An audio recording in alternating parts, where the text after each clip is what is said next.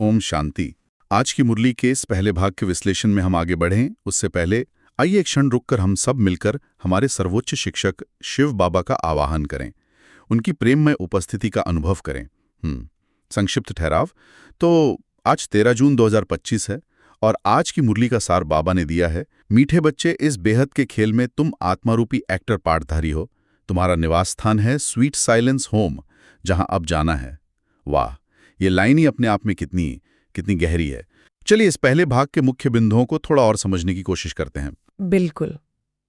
और बाबा शुरू में ही एक बहुत महत्वपूर्ण प्रश्न उठाते हैं जो ड्रामा की समझ से जुड़ा है। हाँ, मुरली में प्रश्न है, जो ड्रामा के खेल को यथार्थ रीति जानते हैं उनके मुख से कौन से शब्द निकल ही नहीं सकते। ये सोचने वाली बात है। सही। और बाबा का उत्तर भी उतना ही स्पष्ट है। वो कहते हैं, जो ड्रामा को मतलब इस खेल को ठीक से समझते हैं वो कभी ये नहीं कहेंगे लिए अरे ये ऐसा नहीं होता तो अच्छा होता, या ये तो होना ही नहीं चाहिए था। अच्छा, क्यों नहीं कहेंगे? क्योंकि वो जानते हैं, गहराई से समझते हैं कि ये ड्रामा तो अनादि है, बना बनाया है। जैसा कल पहले हुआ था वो हूबहू बिल्कुल वैसे का वैसा ही रिपीट हो रहा है। ओह अच्छा, मतलब इसमें चिंता की या अफसोस की कोई बात ही नहीं है? बिल्कुल नहीं, सब कुछ पहले से ही निश्चित है ना। 1 सेकंड का भी फर्क नहीं पड़ सकता।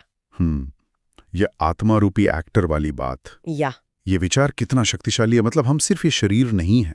हाँ, एक एक्टर है, अपना पार्ट बजा रहे हैं, और हमारा असली घर वो यहाँ नहीं है। नहीं, वो है स्वीट साइलेंस होम, शांति धाम। शांति धाम, ये याद आते ही जैसे एक शांति मिलती है, बोझ हल्का हो जाता है। सही कहा आपने। बाबा यही तो समझाते हैं ना कि हम देह अभिमान में आ जाते हैं, मतलब खुद को शरीर समझ बैठते हैं। हाँ, अक्सर यही होता है, और उसी चक्कर में अपने असली आत्मिक स्वरूप को और अपने प्यारे पिता परमपिता परमात्मा शिव बाबा को भूल जाते हैं। सारी परेशानियां, उलझने वो यहीं से तो शुरू होती है। अच्छा। लेकिन जैसे ही आत्मा देही अभिमानी बनती है, मतलब खुद को आत्मा समझती है, तो उसे अपनी असलियत भी याद आती है और बाप का यथार्थ परिचय भी मिलता है। और फिर वो जो असली घर है, मूल वतन शांति धाम, उसकी याद से दुख कम होता है ना? बिल्कुल, वो दुख से मुक्त करती है, क्योंकि आत्मा का जो ओरिजिनल नेचर है, जो स्वधर्म है, वो शांति ही तो है। हाँ, शांति हमारा स्वधर्म है। इसीलिए बाबा इसे बेहद का खेल कहते हैं। बेहद का क्यों? क्योंकि ये सृष्टि चक्र, ये अनादि काल से चल रहा है, कभी शुरू नहीं हुआ, कभी खत्म नहीं होगा। अच्छा। और हर आत्मा का पार्ट इसमें अविनाशी है। अविनाशी मतलब कभी नष्ट न होने वाला। जी, कभी खत्म न होने वाला पार्ट। लेकिन एक सवाल मन में आता है, अगर सब कुछ ड्रामा में फिक्स्ड है, निश्चित है, तो फिर हमारे करने का मतलब, पुरुषार्थ का क्या मतलब रह जाता है? फिर तो बस बैठ जाएं। नहीं, ये बहुत अच्छा सवाल है, और मुरली में इसका भी जवाब है। देखिए, ड्रामा निश्चित है, इसका मतलब ये नहीं कि हम कर्म करना छोड़ दें, बिल्कुल नहीं। अच्छा। इसका अर्थ है कि हम साक्षी होकर अपना पार्ट बजाएं, मतलब अटैचमेंट ना रखें, फल की इच्छा ना रखें, साक्षी दृष्टा बने। साक्षी दृष्टा। हाँ, पुरुषार्थ क्या है? पुरुषार्थ है बाप को याद करना, अपने विकर्मों को विनाश करना, पवित्र बनना, अपने संस्कारों को परिवर्तन करना। ड्रामा तो हमें कर्तापन के बोझ से मुक्त करता है, कर्म से नहीं रोकता। अच्छा, तो याद की यात्रा ही पुरुषार्थ है। बिल्कुल, याद से ही आत्मा शक्तिशाली बनती है। और घर वापस जाने का रास्ता। बाबा मुरली में कहते हैं कि उन्हें याद करने से ही विकर्म विनाश होंगे। तो क्या याद ही चाबी है? हाँ, बाबा बिल्कुल स्पष्ट कहते हैं, मामेकम याद करो, एक बाप को याद करो। मामेकम याद करो। उसी याद से आत्मा पर जो जन्म जन्मांतर के विकर्मों की मैल चढ़ी है ना, वो उतरती है और आत्मा पावन बनती है। ये कोई कर्म कांड या रिचुअल नहीं है, ये मन और बुद्धि का एक स्नेह भरा कनेक्शन है बाप के साथ। और इसके लिए निश्चय पक्का चाहिए। किस बात का निश्चय? ये निश्चय कि मैं आत्मा हूँ, शरीर नहीं, और मेरा पिता वो परमात्मा शिव है। ये फाउंडेशन है। बाबा मुरली में एक और वंडरफुल बात बताते हैं कि आत्मा है तो इतनी छोटी सी, एक बिंदी जैसी, हाँ, सूक्ष्म, लेकिन उसमें पूरे 84 जन्मों का अविनाशी पाठ भरा हुआ है। ये तो सच में कुदरत का कमाल है ही कमाल। सोचिए जरा, और ये पाठ बजाने के लिए ही हम सब आत्माएं अपने घर मतलब शांति धाम से यहाँ इस दुनिया में आती हैं। हर कल्प में कोई नई आत्मा ऊपर से नहीं आती, ये कोई बनती बिगड़ती चीज नहीं है। अच्छा। ये सब कुछ रचता यानी शिव बाबा जानते हैं, वही तो नई दुनिया, सतयुग, स्वर्ग की स्थापना करते हैं और फिर बच्चों को वर्षा देते हैं। स्वर्ग का वर्षा। हाँ, वो इस सारे ड्रामा के मुख्य डायरेक्टर भी हैं, क्रिएटर भी हैं और सबसे मुख्य एक्टर भी, करना करवाने वाला, सब कुछ कराने वाले। तो जैसे कोई नाटक होता है, उसमें एक्टर्स स्टेज पर आते हैं, वैसे ही हम आत्माएं शांति धाम से इस सृष्टि रूपी स्टेज पर आती हैं। ये समझना कितना कितना रोचक है। हाँ बिल्कुल। और जैसे बाबा कहते हैं ना, सूर्य, चांद, सितारे, ये सब इस सृष्टि नाटक की लाइट्स की तरह हैं, जिनसे दिन और रात का खेल चलता है। और हम एक्टर्स हैं। और हम आत्माएं एक्टर्स हैं, अपना अपना पार्ट बजा रहे हैं। तो आज की मुरली के इस पहले भाग से जो मुख्य बात समझ में आई, वो यही है कि खुद को देह नहीं समझना है। बिल्कुल, आत्मा समझें। मैं आत्मा हूं और मेरा असली घर शांति धाम है। इस स्मृति को पक्का करना है। हाँ, और ये जो मुरली में शिव बाबा एक मतलब बड़ी दिलचस्प बात कहते हैं कि कोई देहधारी आत्मा यानी शरीर वाला इंसान, हाँ, वो आत्माओं को सीधे ज्ञान नहीं सुना सकता। वो कहते हैं कि आत्माओं से बात करने के लिए तो अशरीरी भगवान यानी शिव ही चाहिए। सही। जैसे उदाहरण दिया कि श्री कृष्ण, वो तो देहधारी हैं, तो इस बात पर इतना जोर क्यों है कि ज्ञान देने वाला अशरीरी ही हो? हाँ, देखिए, ये मुरली का एक बहुत बहुत महत्वपूर्ण पहलू है। शिव बाबा बिल्कुल साफ करते हैं कि ज्ञान देने वाला वो स्वयं है, परमात्मा। परमात्मा। हाँ, जो अशरीरी है, मतलब जिसका अपना कोई स्थूल शरीर नहीं है, वो निराकार है। अच्छा। हम जिनकी पूजा भी करते हैं ना, जैसे ब्रह्मा, विष्णु, शंकर, हाँ वो देवता हैं। उनका सूक्ष्म या स्थूल शरीर है। हाँ, उनका रूप तो है। बिल्कुल। तो मुरली के अनुसार शायद उनको याद करना आसान लगता है लोगों को, क्योंकि रूप है। पर सबसे ऊंचे परमपिता परमात्मा, भगवान तो शिव हैं, वो हमेशा अशरीरी। अच्छा, जैसे आत्माएं अपने मूल घर में रहती हैं, परम धाम में, बिना शरीर के। बिल्कुल सही पकड़ा। वही आत्माओं का असली घर, मूल वतन, जहां हम सब शरीर के बंधन से परे थे। शिव बाबा भी उसी परम अशरीरी अवस्था में हैं, पर वो साधारण आत्मा नहीं, वो परम आत्मा है, ज्ञान के सागर। ज्ञान के सागर। हाँ, मुरली में याद दिलाती है कि उनका ही पाठ गाया हुआ है, इसीलिए तो उनकी पूजा भी होती है। सही बात है। और एक और दिलचस्प बात जो शिव बाबा मुरली में बताते हैं, वो कहते हैं कि परमात्मा हर 5000 साल के चक्र के अंत में आते हैं, संगम युग पर। हर 5000 साल में? हाँ, लेकिन हुआ क्या कि शास्त्रों ने इस चक्र की आयु को बहुत ही लंबा बता दिया, लाखों वर्ष। हाँ, लाखों करोड़ों वर्ष की बातें होती है। बिल्कुल। तो उस वजह से बाबा कहते हैं मनुष्य ये सब भूल गए हैं, ये 5000 साल वाली बात। तो ये 5000 साल का चक्र, ये शास्त्रों की उन लाखों वर्षों वाली धारणा से तो बिल्कुल ही अलग है। एकदम अलग। तो मुरली के अनुसार ये छोटी अवधि, ये 5000 साल, इसको जानना क्यों इतना जरूरी है? मतलब इसका हमारे समझने से या पुरुषार्थ से क्या कनेक्शन है? हाँ, ये बहुत अच्छा सवाल है। मुरली समझाती है कि ये 5000 साल का चक्र ही यथार्थ है, असलियत है। अच्छा। और जब हम इसे समझते हैं, तो ये जो चक्र की पुनरावृत्ति है ना, ये हमारे अनुभव के दायरे में आती है। ऐसा लगता है कि हाँ, ये संभव है। मतलब लाखों साल तो सोच से भी परे लगता है। बिल्कुल। और फिर पुरुषार्थ करना, यानी खुद को बदलने की कोशिश करना, वो संभव और सार्थक लगता है कि हाँ, ये अभी की बात है, इसी चक्र की। इसीलिए शिव बाबा संगम योग पर आकर बच्चों को यानी आत्माओं को खुद ये ज्ञान देते हैं। बाबा खुद आकर बताते हैं। हाँ, खुद बताते हैं कि कैसे उनसे हर कल्ब में मिलते हैं, उनसे सुख का वर्षा वो विरासत पाते हैं और फिर माया के प्रभाव में आकर उसे गवा देते हैं। ये सारे रहस्य बाबा खोलते हैं। हाँ, इसीलिए तो उन्हें ज्ञान का सागर कहा गया है। वो सारे रहस्य खोलते हैं। और इसी ज्ञान सागर से फिर वो विनाश वाली बात भी निकलती है ना, उसका भी एक अलग नजरिया मिलता है मुरली में। विनाश के बारे में क्या कहती है मुरली? हाँ, विनाश पर भी मुरली का दृष्टिकोण बहुत स्पष्ट है। शिव बाबा कहते हैं कि पुरानी दुनिया का विनाश तो निश्चित है। निश्चित है। हाँ, क्योंकि ये ड्रामा का चक्र है, पहले भी हुआ था, लेकिन ये कैसे होता है, क्यों होता है, इसका यथार्थ ज्ञान वो कहते हैं किसी के पास नहीं है। अच्छा, शास्त्रों में तो बहुत वर्णन है। हाँ, शास्त्रों में जैसे महाभारत युद्ध का वर्णन है या जल प्रलय का। मुरली कहती है कि वो इस वर्तमान विनाश के संदर्भ में यथार्थ नहीं है। मतलब वो कहानियां हैं, लेकिन इस समय के विनाश का सही चित्रण नहीं। बिल्कुल। बाबा विनाश का समय, उसका कारण, उसका स्वरूप, उसका सच्चा रहस्य समझाते हैं। वो मुरली में आता है। तो आज मुरली के इस भाग से जो मुख्य बातें निकली वो ये कि ज्ञान का असली स्रोत तो अशरीरी शिव बाबा है, कोई देहधारी नहीं। सही। और दूसरी बात, ये 5000 वर्ष के कल्प चक्र की अहमियत, और तीसरी, विनाश पर मुरली का एक खास विशिष्ट दृष्टिकोण। जी, ये कुछ बहुत ही बुनियादी फाउंडेशनल बातें हैं जिन्हें मुरली स्पष्ट करती है, और ये आत्मा की पूरी यात्रा और परमात्मा के कार्य को समझने में बहुत मदद करती हैं। वाकई काफी गहरा है। शिव बाबा ने मुरली में साफ कहा है कि अभी संगम युग चल रहा है। हाँ, संगम युग। वो विशेष समय जब हम ब्राह्मण बनते हैं। और दिलचस्प बात यह है कि मुरली कहती है ब्राह्मणों की कोई लड़ाई नहीं होती। क्यों? क्योंकि बाबा कहते हैं तुम बच्चे तो डबल अहिंसक बन रहे हो, निर्विकारी बन रहे हो। हाँ, और संगम युग का यही महत्व मुरली बार बार रेखांकित करती है। ये दो युगों के बीच का एक पुल है, एक परिवर्तन का समय है। अच्छा, डबल अहिंसक होना यानी मन और कर्म दोनों से हिंसा से परे होना, और निर्विकारी बनना, यही वो नींव है, वो आधार है जिस पर भविष्य का ऊंचा पद या वर्षा मिलता है। वर्षा, हाँ, जो मुरली के अनुसार हमें कल्प प्राप्त होता है। और शिव बाबा ये भी कहते हैं कि ये नॉलेज बहुत सहज है। हाँ, सहज है। इसमें कोई तकलीफ नहीं। वो 84 जन्मों का चक्र बुद्धि में एकदम स्पष्ट हो जाता है।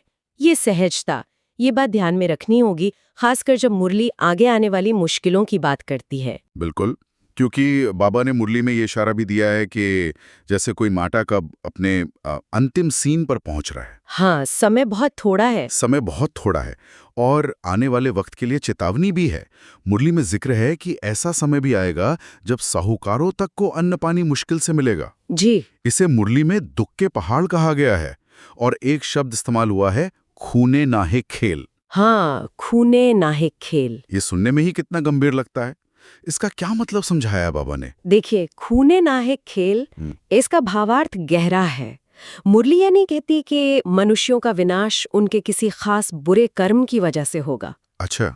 बल्कि मुरली के अनुसार मूल भूल है एक बाप को, यानी परमपिता परमात्मा को भूल जाना। ओहो। ये कर्मों के फल से ज्यादा एक तरह से पहचान के संकट की तरह है। और इसी के विपरीत जो बच्चे बाप की याद में रहते हैं, हाँ। इस ज्ञान को धारण करते हैं, हाँ। वो इस विनाशकारी खेल से सुरक्षित रहते हुए अपनी राजाई, अपना वर्षा ले रहे हैं। अच्छा, तो एक तरफ ये खूने नाहक खेल और दुख के पहाड़ की बात है, लेकिन मुरली इसके बिल्कुल विपरीत एक और तस्वीर भी तो दिखाती है ना? बिल्कुल। उन बच्चों की जो इस विनाश से परे जा रहे हैं। मुरली कहती है कि दुनिया तो भयभीत है, मरे की मरे वाली हालत है, लेकिन बच्चे पढ़ाई की ताकत से ट्रांसफर होकर अमर लोग जा रहे हैं। यहाँ तक कि मुरली ने इस पढ़ाई को सोर्स ऑफ इनकम कहा है। जी, सोर्स ऑफ इनकम। ये सोर्स ऑफ इनकम वाली बात थोड़ी और खोलेंगे। मतलब दुनियावी इनकम तो पैसे या साधनों से होती है, यहाँ मुरली किस कमाई की बात कर रही है? हाँ, ये अच्छा सवाल है। देखिए, जब मुरली ज्ञान को सोर्स ऑफ इनकम कहती है तो उसका मतलब दुनियावी धन दौलत से नहीं है, बिल्कुल नहीं। अच्छा। ये कमाई है रूहानी शक्ति की, पवित्रता की, और सबसे बढ़कर भविष्य के सतयुगी राज्यपद की। अच्छा, राज्यपद की कमाई। हाँ, ये वो प्राप्ति है जो सिर्फ इस ज्ञान और याद की यात्रा से मिलती है। इसीलिए शिव बाबा कहते हैं कि ये पढ़ाई शास्त्रों को रटने या भक्ति मार्ग के कर्मकांड से बिल्कुल अलग है। बाबा का वादा है, मैं तुमको इन लक्ष्मी नारायण जैसा बनाता हूँ। ये है असली इनकम। लक्ष्मी नारायण जैसा बनाना, और ये जो बनना है इसका संबंध बुद्धि के साफ होने से है ना? हाँ। मुरली में वो सीढ़ी का मिसाल भी आता है। बिल्कुल। मुरली इस चक्र को बहुत स्पष्ट रूप से समझाती है कि आत्माएं अपनी यात्रा ऊंचते ऊंच स्थिति यानी सतयुग से शुरू करती है। हाँ, स्वर्ग से, जहां देवता थे, जिसे स्वर्ग कहा गया। फिर जन्म लेते लेते जैसे सीढ़ी उतरते हैं, धीरे धीरे नीचे आती हैं। अभी सृष्टि की उतरती कला है, यानी हम चक्र के बिल्कुल अंत में हैं, जिसे मुरली नर्क कहती है। नर्क। इसीलिए देवताओं को भी अब 84 जन्म पूरे कर नीचे आना पड़ा। और इसीलिए अब संगम युग पर फिर से पुरुषार्थ चल रहा है। हाँ, पुरुषार्थ। उस स्वर्ग का वासी बनने का, अपनी ऊंची स्थिति को फिर से पाने का। मुरली में जिसका जिक्र है, बाबा बाबा करते रहते हो, ये निरंतर याद ही उस पुरुषार्थ का आधार है।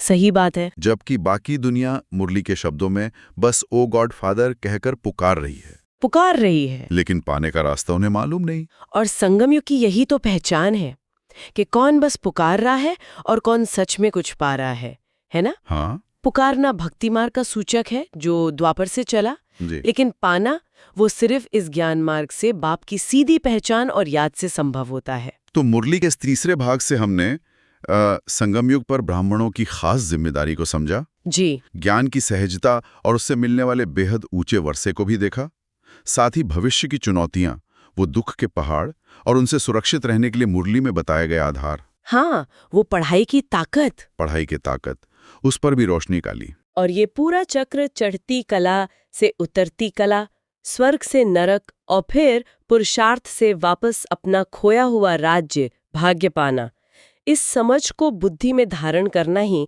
इस यात्रा का सार है। मुरली के अनुसार यही ज्ञान दुनिया के इस, आप कह सकती हैं, अजीम उथल-पुथल के बीच हमें अचल अडोल रखने की शक्ति देता है। बिल्कुल। पर शिव बाबा ने मुरली में रोशनी डाली है।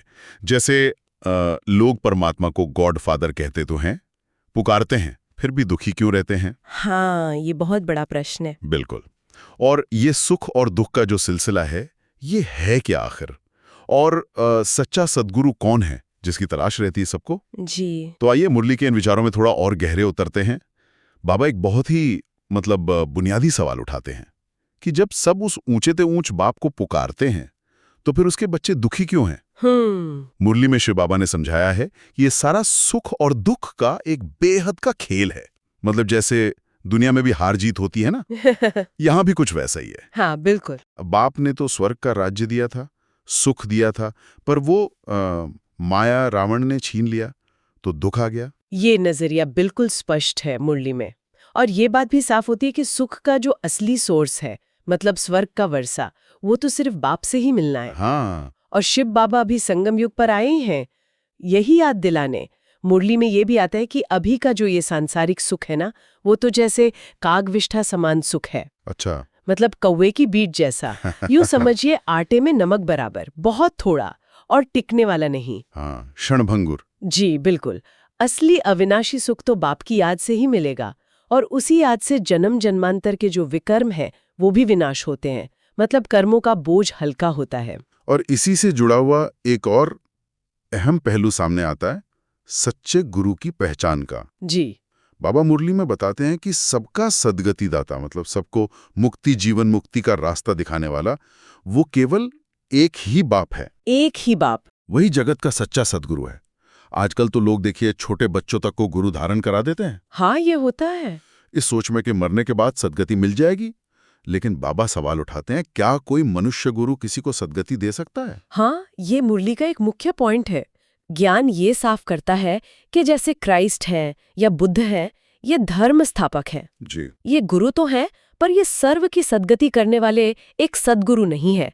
वो तो अपने अपने धर्म की स्थापना करने आते हैं। अच्छा। और उनके फॉलोवर्स उनके पीछे पीछे दुख धाम में आते जाते हैं। पतित पावन यानी सभी आत्माओं को पवित्र बनाकर वापस शांति धाम घर ले जाने वाला, वो सिर्फ एक शिव बाप ही है। सिर्फ एक। जी। और मुरली में ये भी साफ किया है कि बाप सबको वापस ले जाते हैं, पर इसका मतलब दुनिया का विनाश या प्रलय नहीं है।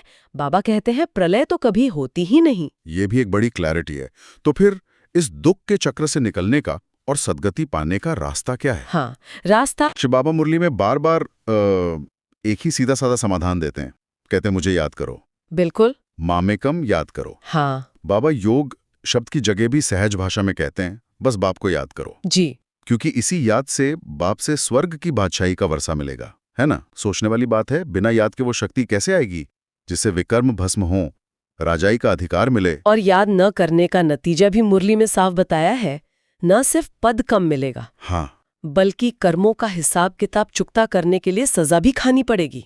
ओह। शिव बाबा मुरली में कहते हैं, मैं कल्प कल्प आकर तुम बच्चों को यही कहता हूँ, मामेकम याद करो। मामेकम याद करो अर्थात केवल एक मुझ निराकार बाप को याद करो और बुद्धि से इस पुरानी दुनिया से जैसे जीते जी मर जाओ।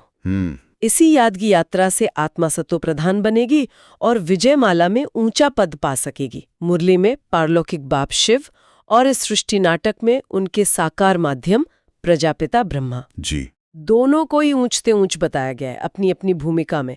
बाबा बहुत प्यार से, जैसे एक टीचर समझाता ना, हाँ, पुचकारते हैं जैसे, बिल्कुल बच्चों को समझाते हैं, पुरुषार्थ करने के लिए प्रेरित करते हैं। और ये ज्ञान, जैसा कि मुरली में बताया गया है, खास ब्राह्मण आत्माओं के लिए है। जी। जो इस संगम युग पर ही बाप को पहचान कर उनसे सीधे सुनती हैं। जी इसमें कोई मुश्किल या तकलीफ की बात नहीं, ज्ञान बहुत सहज है। हाँ, सहज है। बस 84 जन्मों का जो हमारा ड्रामा का चक्र है उसे बुद्धि में रखना है और ये समझना है कि अब ये नाटक पूरा हो रहा है और हमें वापस घर जाना है। सही बात है। तो मुरली के इस भाग का सार यही निकलता है कि सच्चा और अविनाशी सुख, सच्ची शांति और सबकी सद्गति का आधार वो केवल एक शिव बाबा की याद है। जी वही सच्चे सद्गुरु हैं, पतित पावन हैं। जी, और ये समझ कि जीवन एक बेहद का खेल है जिसमें हार जीत है, परंतु अंतिम विजय बाप की याद से निश्चित। अच्छा, आज हम मुरली के अंतिम भाग पर फोकस करेंगे। जी बिल्कुल। शिव बाबा ने मुरली में कहा है, हाँ। मीठे मीठे सिकीलदे बच्चों प्रति मात पिता बाप दादा का याद प्यार और गुड मॉर्निंग। रूहानी बाप की रूहानी बच्चों को नमस्ते। हम रूहानी बच्चों की रूहानी मात पिता बाप दादा को याद प्यार, गुड मॉर्निंग और नमस्ते। नमस्ते। शुक्रिया बाबा। शुक्रिया। चलिए अब एक क्षण के लिए थोड़ा अनुभव करें। हाँ जरूर। बस महसूस करें, शिव बाबा का वरदानी हाथ मेरे सिर पर है और बाबा के हाथ से शक्तियों की लाइट किरणें निकल रही हैं, मुझ आत्मा में समा रही हैं। हाँ महसूस हो रहा है। इन शक्ति की किरणों से मैं आत्मा चार्ज हो रही हूँ, शक्तिशाली बन रही हूँ। हाँ। मेरा मन एकदम शांत हो रहा है। ओम शांति। ओम शांति। वाह, क्या अनुभव है शक्ति और शांति का। हाँ बिल्कुल। तो इसी अनुभव को जीवन में लाने के लिए आज की मुरली में धारणा के लिए मुख्य सार क्या है? पहला बिंदु है कि बाप हमें ऐसे नए विश्व की राजाई देते हैं जिसे कोई छीन नहीं सकता, तो इस खुशी में रहना है। और ये समझना जरूरी है कि ये खुशी ये कोई टेम्पररी चीज नहीं है। ये अविनाशी प्राप्ति के निश्चय से आती है। मतलब ये बाहरी हालात पे डिपेंड नहीं करती, ये अंदर की स्थायी खुशी है। सही कहा, अविनाशी नशा है ना। बिल्कुल। और दूसरा बिंदु है विजय माला का दाना बनने के लिए जीते जी इस पुरानी दुनिया से मरना है। और बाप की याद से विकर्म विनाश करने हैं। ये जीते जी मरना सुनने में थोड़ा इंटेंस लगता है नहीं? हाँ लगता तो है, पर इसका भाव बहुत गहरा है। जीते जी मरना मतलब पुरानी दुनिया, पुराना देह अभिमान, वो जो व्यर्थ संकल्प हैं, आदतें हैं, उनसे अपनी बुद्धि को डिटैच कर लेना, उनसे जैसे मर जाना। अच्छा, एक तरह की मेंटल डिटैचमेंट। हाँ बिल्कुल। और जब इस स्थिति में रहकर बाप को याद करते हैं ना, तो वो याद एक अग्नि की तरह काम करती है। अग्नि मतलब? बिल्कुल, मतलब वो योग की अग्नि जन्मों जन्मों के जो विकर्मों का बोझ है ना, उसे भस्म करती है। आत्मा हल्की होती है। अच्छा। और तभी वो विजयमाला की योग्य बनती है। समझ गई। पुरानी पकड़ छोड़ो, याद से पवित्र बनो, और इसी पवित्रता और शक्ति से जुड़ा है बाबा का वरदान। हाँ, वरदान। अपनी पावरफुल स्टेज द्वारा सर्व की शुभकामनाओं को पूर्ण करने वाले महादानी भव। वाह, महादानी भव। यहाँ महादानी का मतलब सिर्फ स्थूल दान नहीं है। नहीं, ये है अपनी शक्तिशाली आत्मिक स्थिति से, अपनी वाइब्रेशन से दूसरों की शुभ भावनाएं पूरी करना। अच्छा। जब हम खुद भरपूर होंगे ना सर्व शक्तियों से, तो हमारे संकल्प, हमारी दृष्टि वो अपने आप दूसरों को मदद करेगी। खासकर उनको जिनके भाग्य में शायद थोड़ी प्राप्ति लिखी है, उनको हमारी थोड़ी सी मदद भी बहुत महसूस होगी। ये अंदर की भरपूरता का दान है। मतलब पहले खुद भरना है, फिर दान अपने आप होगा। एग्जैक्टली। और भरपूर बनने का एक तरीका शायद स्लोगन में है, सदा ईश्वरीय मर्यादाओं पर चलते रहो तो मर्यादा पुरुषोत्तम बन जाएंगे। बिल्कुल, मर्यादा है। देखिए, ये कोई बंधन नहीं है। नहीं, ये तो ईश्वरीय अनुशासन है। दिव्यता के नियम कह सकते हैं, जो हमें श्रेष्ठ बनने में मदद करते हैं। जैसे ट्रैफिक नियम। हाँ बिल्कुल वैसा ही। जैसे ट्रैफिक नियम हमें सेफ रखते हैं, ये मर्यादाएं हमें माया के विकारों से बचाकर हमारी आत्मा की उन्नति कराती हैं। अच्छा। जब हम खुशी से इनका पालन करते हैं, तो हम साधारण पुरुष से मर्यादा पुरुषोत्तम बन जाते हैं। ये तो आत्मसम्मान का रास्ता है। वाह, ये तो फ्रीडम का रास्ता हुआ, बंधनों से मुक्ति का। जी। और आखिर में बाबा ने सेवा के लिए कुछ खास अव्यक्त इशारे भी दिए हैं। हाँ, वो बहुत महत्वपूर्ण है। जैसे आत्मिक स्थिति में रहने का अभ्यास बढ़ाना, अंतर्मुखी बनना, सेवा की स्टेज पर तपस्वी रूप, बेहद के वैराग्य की झलक, और फिर अति रुहाब के साथ अति रहम का संतुलन। ये संतुलन कैसे? मतलब अधिकार भी और दया भी। हाँ, यही तो कला है। ये इशारे बताते हैं कि सच्ची सेवा सिर्फ बाहर की भागदौड़ नहीं है। सेवा तब असरदार होती है जब हमारी अंदर की स्थिति पावरफुल हो। तपस्वी रूप मतलब सेवा करते हुए भी मन शांत, स्टेबल। ओके। बेहद का वैराग्य मतलब किसी चीज में मोह नहीं, अटैचमेंट नहीं, लेकिन सेवा करनी है। अतिरुहाब मतलब वो आत्मिक नशा, अधिकार, निश्चय कि हम कौन हैं, क्या कर रहे हैं। हाँ। लेकिन उसके साथ ही अतिरहम, सबके लिए बेहद करुणा, कल्याण की भावना, इन सब का बैलेंस ही सेवा को सफल बनाता है। बिल्कुल, और दूसरों को प्रेरणा देता है। ये गहरी अंदर की मेहनत से ही आता है। तो मतलब आज की मुरली के सार बिंदुओं से यही समझा कि सच्ची खुशी, पुरानी दुनिया से डिटैचमेंट, याद से सफाई, महादानी बनने के लिए शक्तियां जमा करना, मर्यादाओं में चलना और सेवा के लिए वो अंदरूनी स्थिरता, वैराग्य, अधिकार और रहम का बैलेंस। हाँ। अंदर की स्थिति ही बाहर के जीवन और सेवा की फाउंडेशन है। तो सोचने वाली बात यह है कि इन सब पॉइंट्स में से इस हफ्ते हम अपनी अंदर की स्टेज को मजबूत करने के लिए किस एक बात पर खास अटेंशन दे सकते हैं। हाँ, ये अच्छा अभ्यास रहेगा। ओम शांति। ओम शांति।